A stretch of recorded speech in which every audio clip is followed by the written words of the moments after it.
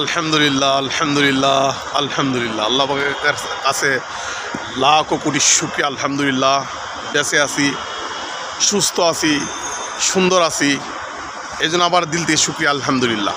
দেখতে পাচ্ছেন আমার পিছনে 5 স্টার হোটেল ঢাকা রিজেন্সি, এখানে রাতের আসর বসে।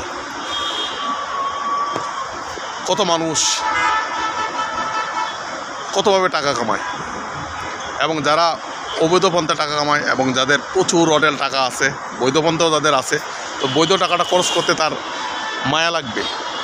আর অবৈধভাবে টাকাটা কামাইলে এই যে ঢাকা রিজেন্সি হোটেলের মতো আসলে তার মায়া লাগবে না।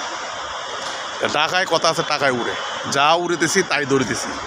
আমি হীরা সাইজমন টাকা ধরতে পারি নাই, এই জন্য আল্লাহর কাছে অকুশি না। আমি শুকরিয়া আলহামদুলিল্লাহ। ডাল ভাতকে আমার প্রিয় অধ্যাপক ডাক্তার রফিক চৌধুরীর আশ্রয়ে ঢাকায় আছি।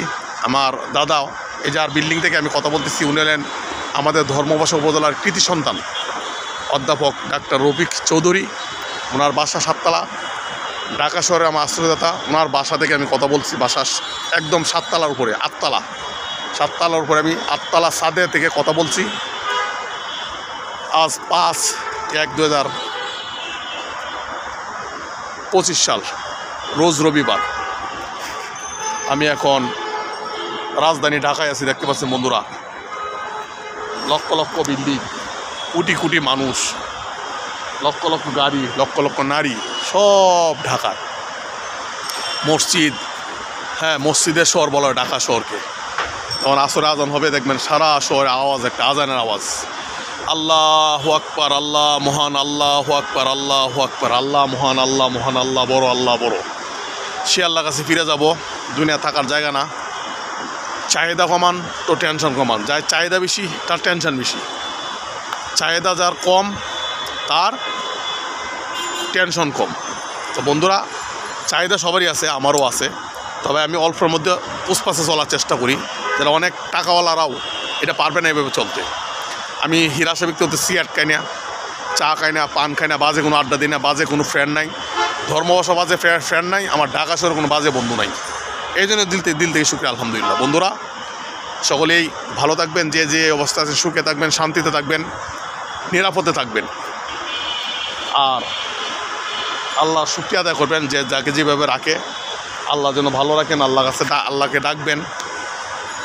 আর 5 ওয়াক্ত নামাজ জামাতে পড়ার চেষ্টা করবেন। আমিও পড়ি, ঢাকায় আসলে একটু এলোমেলো হয়, হ্যাঁ রুটিন, কিন্তু তারপর নামাজ পড়ার চেষ্টা করি। দেখতে পাচ্ছেন আমার ঢাকা রিজেন্সির এই 5-8টা ফাঁকা দিয়ে দেখা যাচ্ছে, গাড়িগুলো যাচ্ছে। এটা হলো ঢাকা শহরের মেন রুট।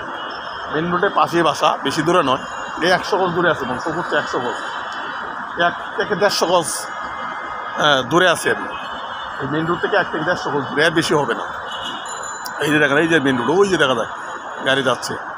ঢাকা শহর ব্যস্ত শহর, সবাই ব্যস্ত সবার কাছে। এটা হলো ব্যস্ত নগরী। তা বন্ধুরা, আল্লাহ তাআলার কাছে শুকরিয়া আদায় করে আমি আমার সংক্ষিপ্ত বক্তব্য শেষ করলাম।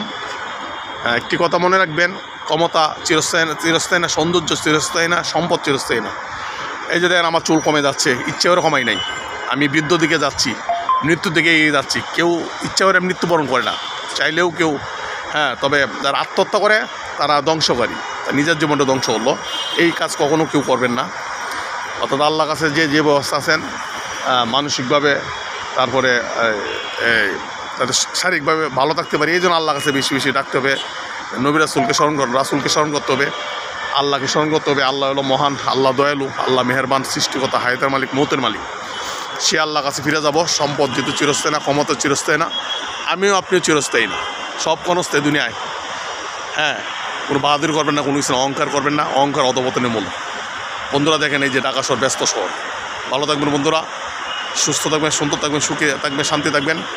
বাংলাদেশ পরিবেশ সুন্দর হোক, বাংলাদেশের আবহাওয়া আরও সুন্দর হোক। আমাদের দেশ কিন্তু অনেক সুন্দর, আমরা মানুষগুলো সুন্দর না। আমাদের মানুষগুলো যদি মন মানসিকতা একটু আপডেট করতে পারি, আমাদের মানুষের যদি চিন্তা চেতনা ডেভেলপ করতে পারি, আমাদের লোভটা কমাতে পারি, হিংসাটা কমাতে পারি, প্রতিহিংসা, রাজনৈতিক প্রতিহিংসাটা কমাতে পারি, তাহলে দেশ অনেক দূরে এগিয়ে যাবে। প্রতিহিংসা দূর হোক, লোভমুক্ত বাংলাদেশ হোক, সমৃদ্ধিশালী দেশ হোক, আমি আপনি সুখে থাকি, সবাই সুখে থাকুক, সকল ধর্মের মানুষ ভালো থাকুক, এই শান্তি কামনায় আমি অমর মহানেক সালমান শাহ বক্ত ইরাশা, নিকুঞ্জয় খিলকের ঢাকা থেকে আসসালামু আলাইকুম রহমতুল্লাহ বরাকাত।